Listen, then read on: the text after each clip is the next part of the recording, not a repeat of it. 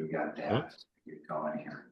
But remember, we had last year. We had the ABO web audit. This was one of the things we got dinged on. That not recording these exec and committee meetings. So here we are. Following the rules, like good IDA representatives. There we go. So on my agenda here, the first item I have, I can stop this sharing with us. Screen. Just want to stop sharing.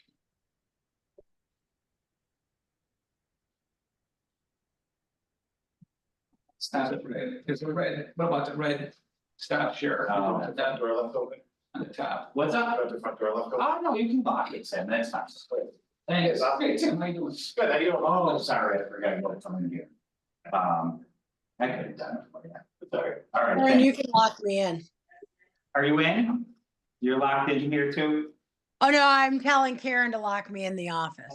Okay, that's it. We're locking up with community development. Okay, so back to the agenda. Current projects. We got Menko that's gonna be on the agenda again. He's due to close February 17th.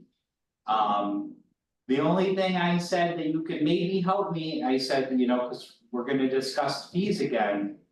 Is to get me, like, he said he was gonna work with Evans Bank to get like a letter. Saying that they're gonna close within 60 days. So I don't know, you know, I working with these people the best I can. Let's see, what did he say? Oh, not more than 90 days. Did we extend on so? He's had an extension. So I'll pull the data together. So I mean, we do, and I have it on the agenda here. And then with the governance committee meeting. Later on, or following the regular IDA meeting next Wednesday. You know, try to discuss these extensions. I was looking through IDA projects in the Erie counties with the county IDA. They just get extended left and right, so.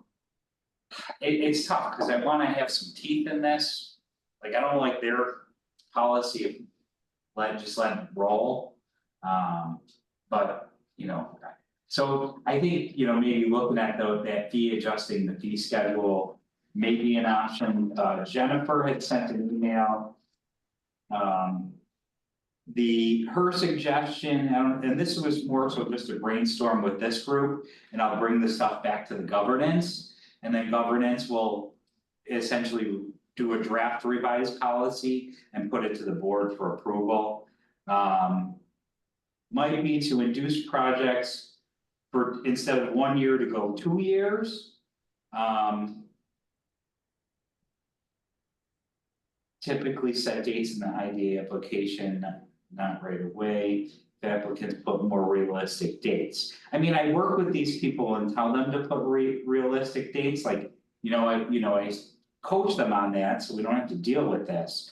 But maybe like a 2 year, or my thought would be. Like, if a project's over 5 million in value, you would give it 2 years. So pretty much automatic.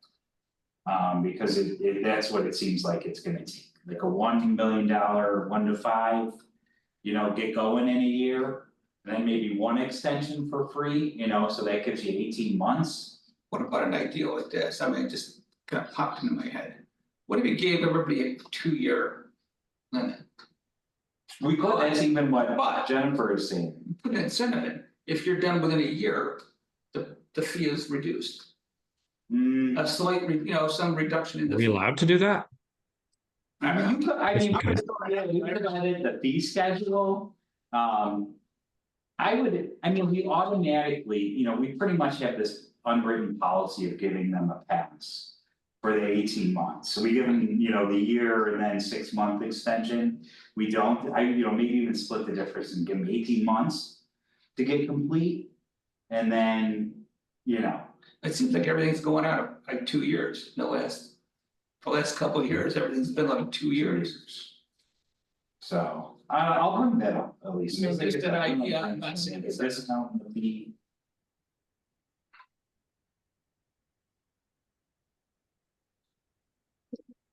Discounting is to just be, make it look like 2 year standard. In other words, like you would maybe keep the same fee out there now for a year project. And increase it a little bit if it's gonna be a 2-year project. Yeah, yeah. Which one do you want? Well, I'm not. I want to stop giving freebies is what I want. Well, this way you already get it built in to the price for 2 years. You see what I mean? Give them the. Yeah. Price, and if you want it, well, if it's gonna be 2 years, we don't have to go through all the nonsense of. Oh, if it's more than 2 years. So- Exactly right. Look, you know, we brought this up before, real quick, just, you know, the ECIDA. We did an analysis, I don't know if Amherst was up there too, they charge 1.25%, we charge 1%. So, you know, we're already kind of discounting fees, so maybe if they get it done with, if we close within 2 years. The project is 1%, which is our standard fee, if it's after 2 years, it's 1.25, that could be an option. It could go How there, about 18 months and 2 years? 18 months, that's another. Workable, I like that. okay. yeah, Okay, no, I think that's some good suggestions there, cause like when you mentioned, you know, we see these. You know, we are kind of discounting this, Right. so I'm like, I was telling Bob, I don't know if you guys were online, like, looking through ECIDA projects, they're just. Lately, they've been extended left and right, like Trico was in there, you know, even like the Uniland projects at Renaissance Commerce Park. You know, cause they were complaining to us that Amazon was not occupied, but like that was built in a year. That Uniland project took 2 years to get built, so. You know, it was almost kind of. that's right. The construction progress did not help us, so. Okay, that's helpful, any other comments on that? Thanks, project forecast, we do have. I'll talk to it in the regular meeting. Feedmore is coming in for that bond project, we have the application done. We're gonna look to do a public hearing on March 6th. At 8:30 at Town Hall. So this would be for tax exempt bond financing. Through the project, so essentially there's no. You know, it's a not-for-profit, so it's really a neutral benefit to any of the taxing jurisdictions, so we're not. You know, granting any discounted school tax or anything like that with this project. It's a discounted financing mechanism because.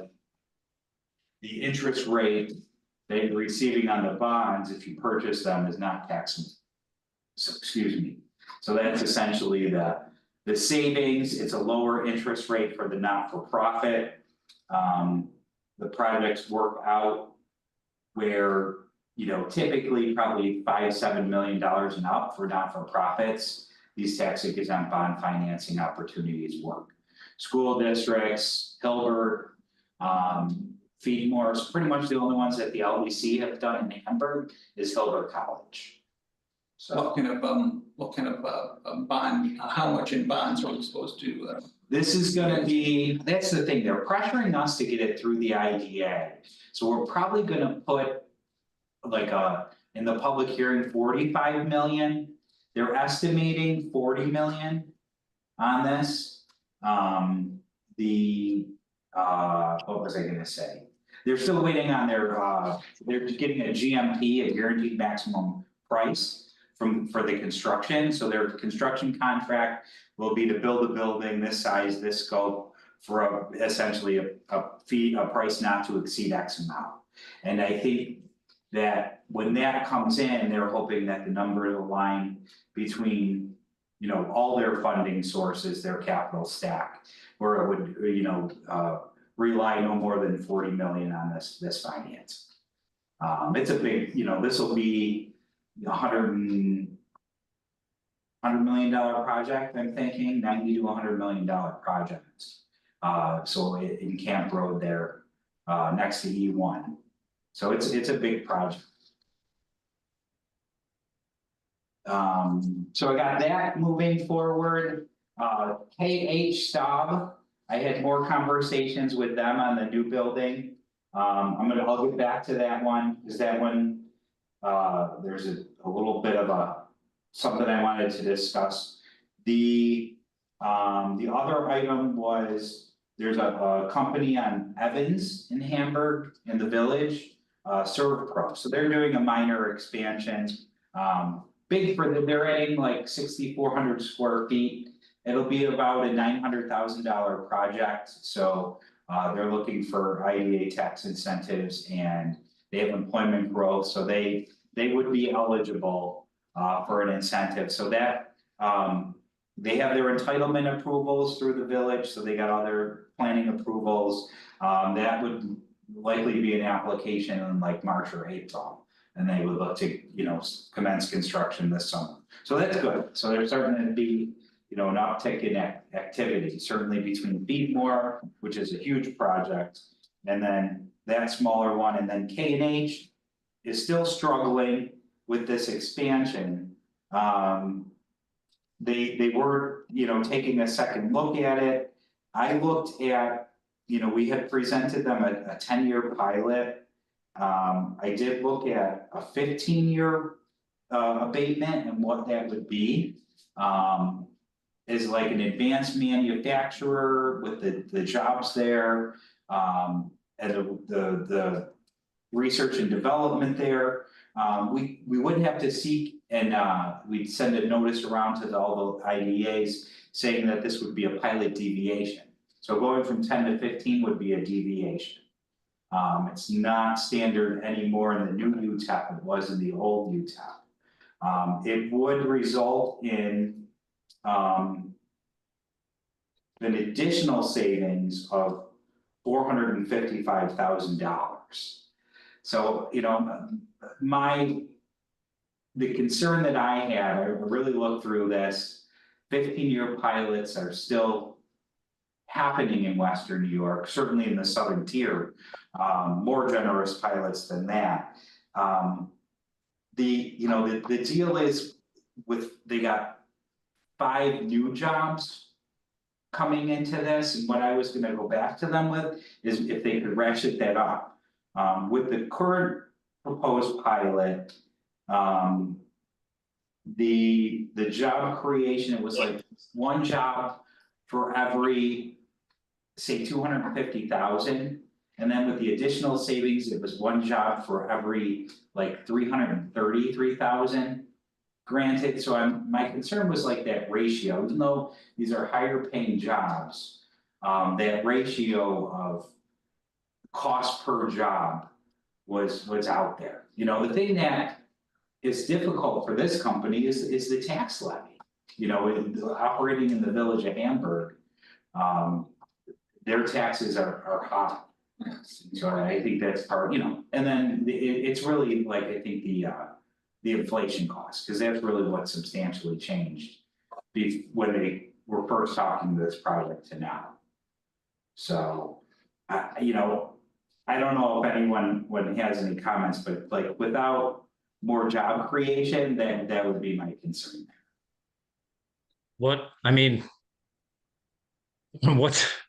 I know it's unofficial, but like, at what point would it be untenable for us? What if they were creating 1 job?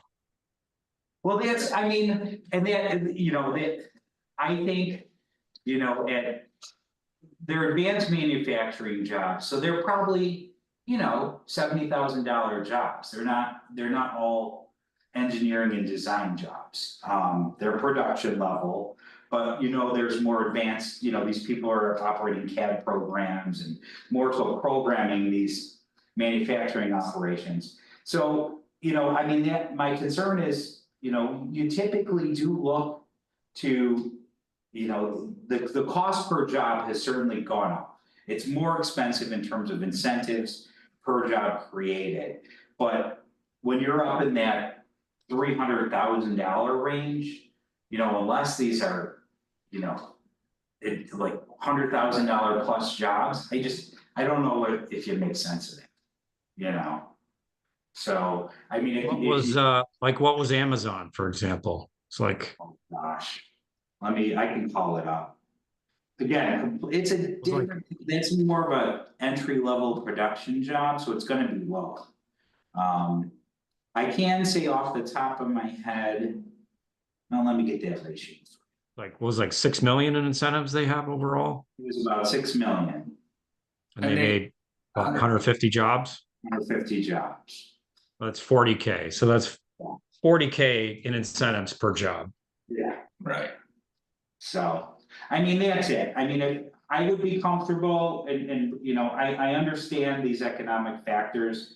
You know, there's a project in the news just yesterday in the city of Buffalo that is shelved because, you know, according to developer interest rates. Right. $80 million new build, but, you know, I go back to you, Cam. So like, if the jobs increased as a result of the additional tax savings. And it would bring the ratio down.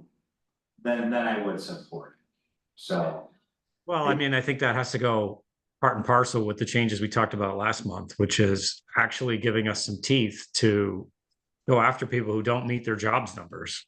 well, and that's my other concern for them, then they're on the hook for these jobs Right. for 15 years. That's a long time, you know, the way business evolves. So They don't- that would be a concern, you know, I want to go back to them and just clarify that, you know, you are obligated to these positions for that time. how much are they on the fence on this project? So, well, and that's what I want to see, you know, I want. Where's the but for? Yeah. Yeah, you know, I think it's very tight, you know, I do. You know, but like, I think there's enough justification here without changing. You know, more without them providing more investment Right. than, you know, it's a decent project. It's, you know, $9 million, which is great. You know, we look to 30 million or, yeah, $30 million of projects, 25 million, I think this year, but 30 million I would like to hit annually. So that's a sizable investment Right, in the town. However, you know, I mean, it's tough. So I'm gonna stick to it. If the, you know, if they come into the project with more, then I'll come back to the board on it. So. So for now, I'm gonna, you know, and it complies with the 10-year. So, you know, all the boxes and it checks in with that. But trying to get that extra bit, which is certainly needed nowadays. I'm not saying it's not needed to make these projects happen, but. I just think on that ratio, you know, I looked at it 6 ways from Sunday this afternoon. Well, I think- That number yeah, just stood out to me. it has to be something above and beyond, and I think they're deviating. Yeah, okay. We jumped around a little bit. We did talk about the governance committee. One item, Cam. I have to look at the organizational documents. You sit on the governance committee. I don't know if in the org documents, because you're secretary, if you have to sit on that committee. If you do not, would you be okay if I put Jamel in there? He was looking Oh to my get God, yes. more involved. Yes. Please, please, sir. And Jamel did reach out. I don't know if he copied the entire board, but I know he at least reached out and said, you know, he was up for something. Good. So just keep that in mind, and I'll look into that. So if it isn't a requirement, you know, I'll get him more involved and kind of bring him up within the IDA. So we'll do that. That's kind of all I have for committees. I don't really see anything changing. I see people continuing in their current roles. Unless any of Well, you members. Andy's making a pretty strong push. He wants to be on the executive committee again. I mean, I'm enjoying my role on it. I'm not sure I want to be the one to step aside, but has anybody stepped up and said they're less interested or no? No, I mean, I would never expect Bob Reynolds to say he's not interested in being on the executive committee, but and Andy did say that, you know, he was not interested in becoming treasurer. So he, you know, I think he would be interested in committing, but to that extent, or maybe that's just not his skill set. he's not, I am getting him more involved. We'll talk in a regular meeting, just as an update from the HDC annual meeting and that brownfield opportunity area for town. Is moving forward, and Andy will be a real good spokesperson for the village Right, of Blaisdell, so I want, you know, I would, and I think there's maybe, you know, I think that's like a valued area where he could support me and our organization and that BOA. Because that's gonna go forward largely in 2024, and then if something opens up on the line, if he's still on the board, you know, in 25. He could get involved. So, yeah, but thanks for putting that out there, Cam. Good that people are interested. We got the board committees, the next item was labor reporting, so I did. We had one that we put on notice, so thankfully, the other employers were really pressed, and through this time that we've given them, the employers have all ramped up. So Jameson got numbers ramped up. good, Upstate Steel, they've hit all their targets. And that's looking positive, and the surveys are out, so our surveys for 23 are due back mid-February. The one that I did have to put on notice was Zama, which is K-Tech. Right. So you know, his 30 days will be up in February. Let me see, the 11th, yeah, so we'll have to make a decision. You know, I asked the owner, Jeff Kryzak, if he would send something, a response, like the letter asked for a response, but I did follow up today via email. Just to see if we can get a written response or get him to come to a meeting. I mean, he's talking supply chain delays with the manufacturing that he does for the fighter jets. So I don't know, I mean, that's what he's telling me, the other companies and industries that we are dealing with have navigated that. You know, they've had supply chain delays, they've had hiring issues, they've been able to navigate it. You know, so we'll have to determine, you know, and make some recommendations as to like what we should do. In terms of a modification or recapture of benefits on that. but you would think maybe to terminate it early, There's 2 years remaining on the pilot. that would be. Kinda, what I've noticed is typical among IDAs is they prorate the benefit. So if you're maintaining, you know, a percentage of the jobs, you get a percentage of the benefits. My thought would be, because there's 2 years left remaining in the pilot. That we would just do an early termination. I mean, he's not close to what he would. No, I mean, it's not like, you know, these other ones were close. Right, He's not, you know, I mean, we need something done next Wednesday, he's not getting 30 jobs in there. So. So how short is he, Sean?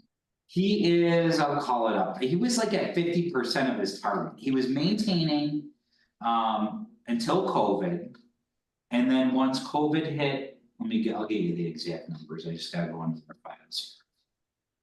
Here is 22.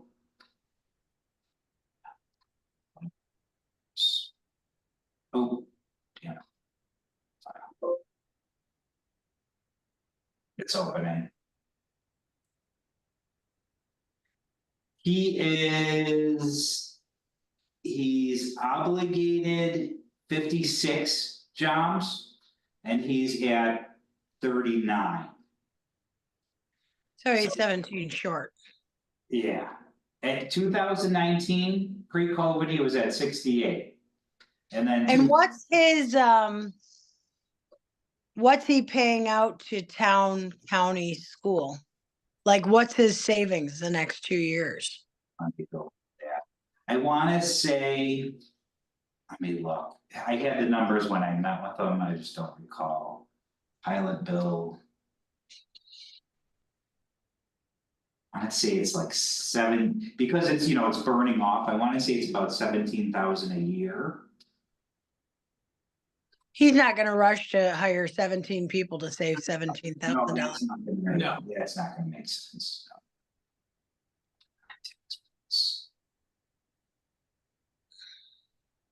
So what's the contention here? Like, let's just end it early. Yeah. Yeah, boom, cut it off.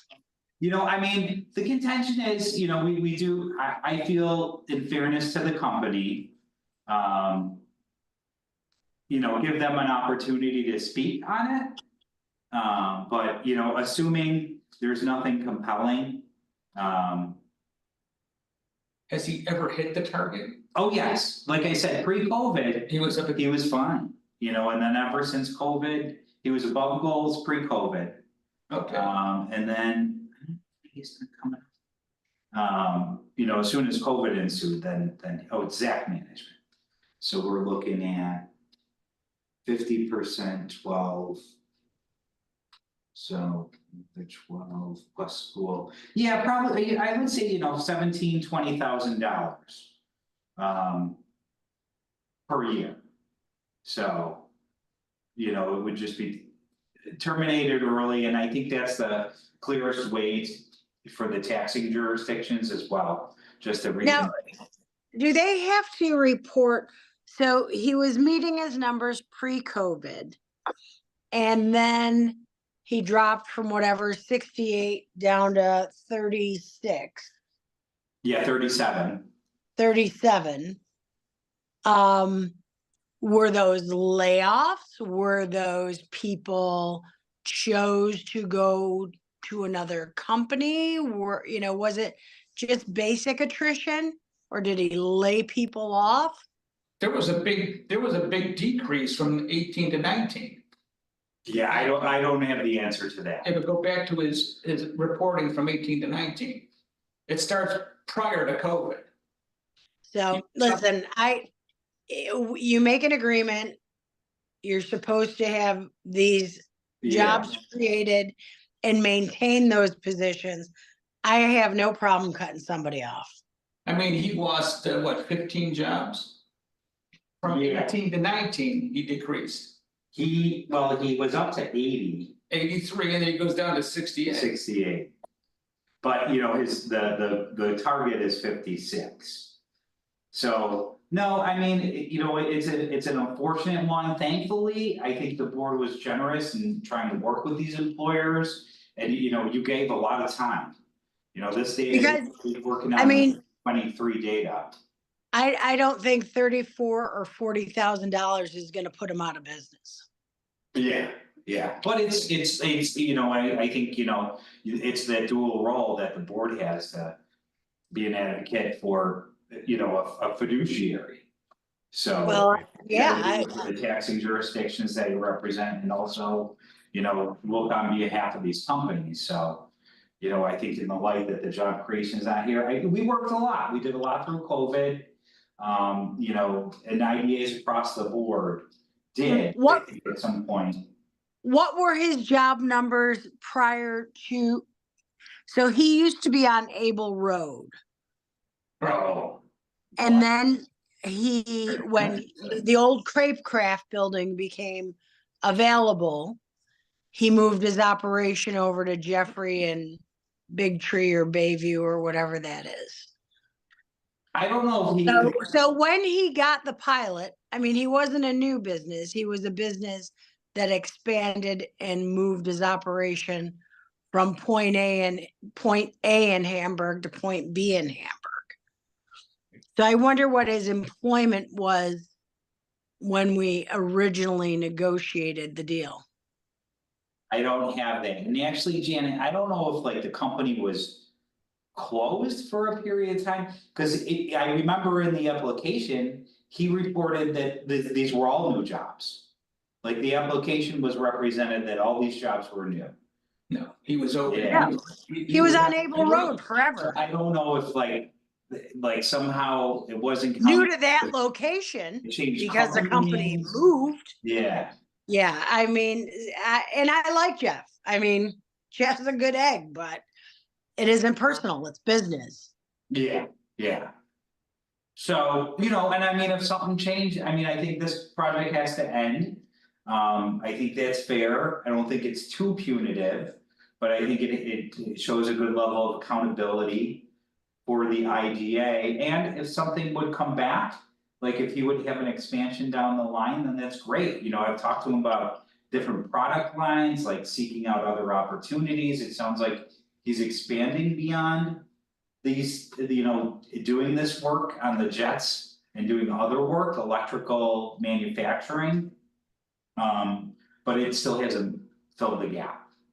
So, you know, doing a pivot, you know, and seeking out, you know, other opportunities with the skill set of the staff, but that's where we're at, so I think that'll be put up. I did, again, you know, reach out to him, give him every opportunity to advocate and like convey his position. So, you know, we'll see if there's a presence at the meeting, but you know, we'll have resolutions prepared and in the package, you know, for that. Hutch, so here's a dumb question you may or may not know. So the pilot bill would have already probably been sent out by the town Correct, to cover this year's taxes. right. And if we were to pull it, would they go after that like a 520? Like a real property tax law No, I think 520? I would not do a 520 on that, we'd have to make sure that they didn't do a 520, because they already paid it, they're paying. If we're gonna pull it, we're gonna have to pull it off before March 1st. So it goes on the school, it's out as a regular school bill. It'll go on the school's assessment roll. Right. It will have missed the town's assessment roll. Right, I mean, if you wanted to do a 520, it could happen, if you said, hey, like, you shouldn't get anything on 24. They could go back and do a 520 on the bill. Okay, well, I guess that's where I'd be benevolent and What do just you wanna skip do? the You wanna just cut it off? If you just cut it off going forward, he would lose whatever the 24. School tax, 24. He'll miss the 24 school, percent, then he'll miss the 25 Town, town, county, and the 25 school. right, okay. So honestly, it's less than $30,000.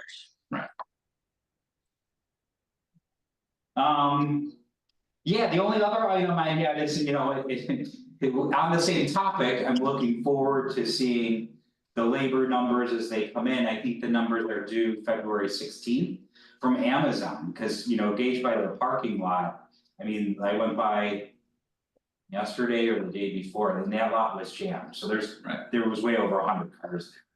So, you know, we might wanna issue like a press release, you know, reporting on their job numbers.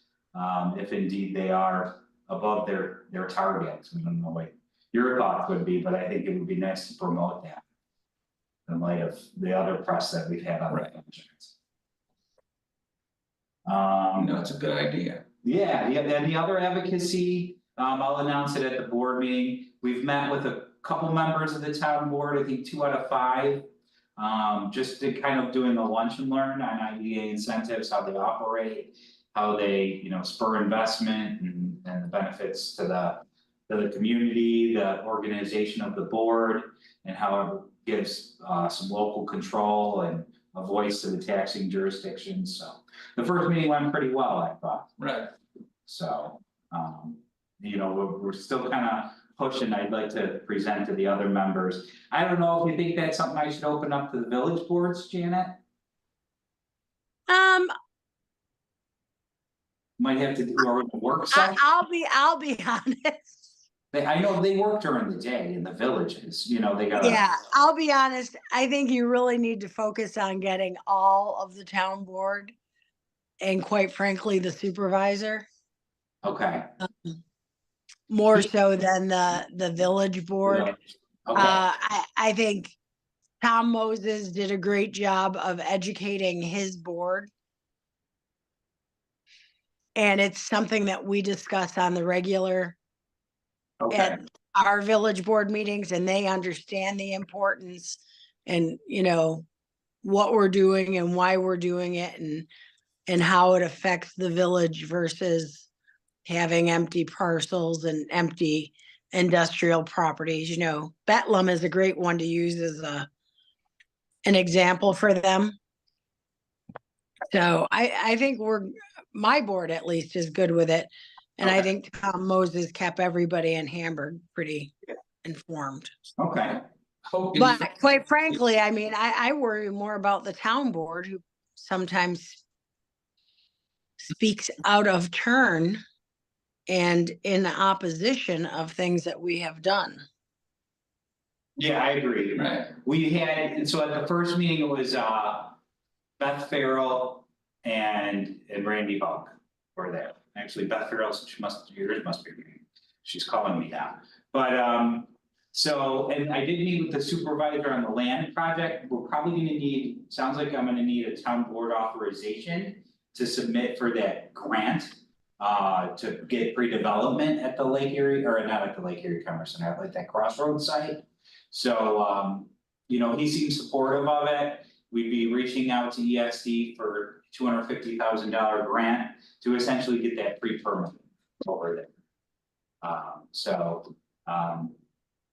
You know, I think the give and take would be, right now it's zoned M3. So you could put any smokestack industry over there. The pre-permitted sites are essentially like a down zoning to an M2, which is light industrial, essentially non-smokestack industries. So I do think, you know, and there is some residential impact over there. It's probably a better fit for that parcel. So I think it would, you know, it's supporting development, but kind of guiding it and down zoning it, probably make it a win-win for the town versus a smokestack industry coming into that parcel. So that's all I got. Anybody else? Nope. no, I was introduced to Kozib yesterday, I had never met him, but we were in the middle of an Article 7 meeting, and I think he was going to did he go to the department head meeting? Oh, maybe it was at the department head meeting. So I never really got a chance to schmooze at all or anything, so. Well, we'll keep, I'll keep pushing, trying to engage and work with them. Yeah, I mean, because it's not something that, you know, even in local government, I think, you know, your average representative is gonna know, and with municipal IDA, you know, it's something that not every municipality has. And, you know, really, you know, the strife in Lancaster with development and with whatever's going on with their IDA board, it does put these municipal IDAs at risk. And I do think, you know, it seems like a tug of war between the state and the local municipality for kind of your local voice in terms of planning, in terms of development. I think the state wants more control. So not only are we potentially giving up ground to the county, we could be giving up ground to the state if your municipal IDA is not operating in good fashion, you know, which is important too, that we're recording meetings and whatnot.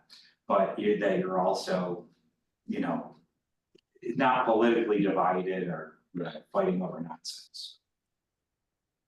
So that's that. I think that's an important thing to convey to these representatives. Just losing that local say and local control is not positive, because once it's up, you never do that. Right. John, I'm gonna have to drop here. The kids need to get to hockey here, so You're good. All right. Hey, Pam. thanks. See Take you care. guys. See See you Wednesday. Bye. you Wednesday.